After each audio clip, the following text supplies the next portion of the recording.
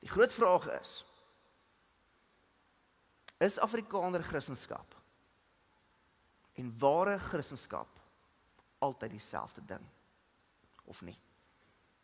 Baie keer is daar 'n groot gaping tussen wat mense sien en wat mense hoor, of wat mense sê, is daar 'n spasie wat geskep word tussen wat gesien word en wat gesê word. En dit frustreer ons self in ons eie regering, in ons eie land, irriteer die lewende rook uit ons uit, as daar iets gesê word, maar iets wat ons sien, lyk heeltemal anders, en ons dink by onsself, maar hoe sê jy dit, en hierdie word gewys? Wat is die gap tussenin?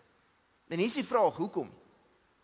Hoekom is daar 'n gaping tussen wat ons sê, en ek praat hier van die kerk, en ek praat hier van Afrikaners, hoekom is daar 'n gaping tussen wat ons sê, en wat mense sien van ons? Is dit omdat ons dalk miskien nie genoeg bid nie? Is dit dalk miskien omdat ons nie genoeg Bybel lees nie? Of is dit dalk miskien dat ons nie Jesus lief genoeg het nie? Is dit die rede hoekom daar hierdie gaping is tussen wat ons sê en wat mense sien? Ons kan baie dinge sê, julle. Maar vrek het Afrikaners, is interessante klomp mense. As jy vir hulle so spasie gee, hulle sal die gap vul met so groot leen. Met enigiets. As ons sê links, dan sê nee, almal het gehoor regs. As jy sê op, dan sê almal nee, het gehoor af. Waar ons met mekaar werk, is daar heeltyd hierdie massiewe groot gaps, hierdie gapings, en mens verstaan nie regtig die rede vir hierdie gapings nie. Daar is iets wat ons vorm, wat die gapings groter maak.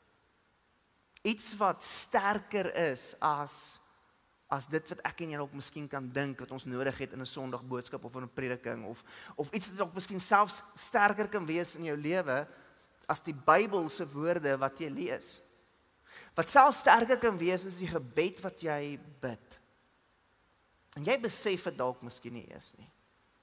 Jy kan jou vinger nie eens regtig daarop sit nie. Jy weet nie noodwendig hoekom jy voel soos jy voel nie, en jy weet nie noodwendig hoekom reageer jy soos jy reageer nie, en jy probeer so hard om anders te wees, maar was hierdie ander stem wat met jou praat die hele liewe tyd, en jy verstaan nie, wat is dit nie? Daardie iets anders wat die gaping kom groter maak, is kultuur.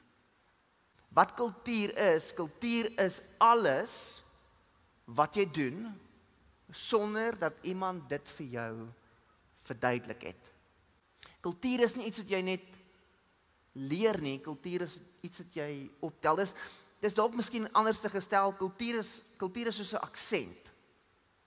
En hierdie is belangrik, jy hoor dit nie in jouself nie, maar almal anders te hoor dit duidelik.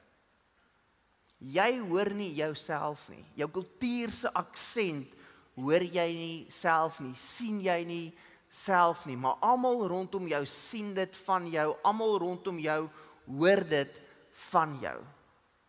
En hierdie kultuur is nie net eet of praat nie, dis nie waar dit gaan nie. Hierdie kultuur beïnvloed alles binne in jou lewe.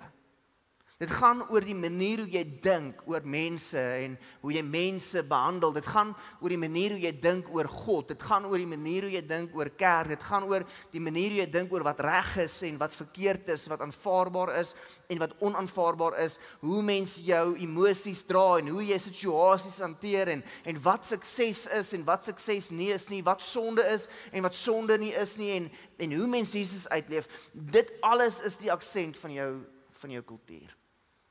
En alles word gevorm deur jou kultuur. En hierdie is hierdie een ding wat ek vandag wil hê jy moet hoor. En ek wil hê jy moet mooi na hierdie luister. Die groot vraag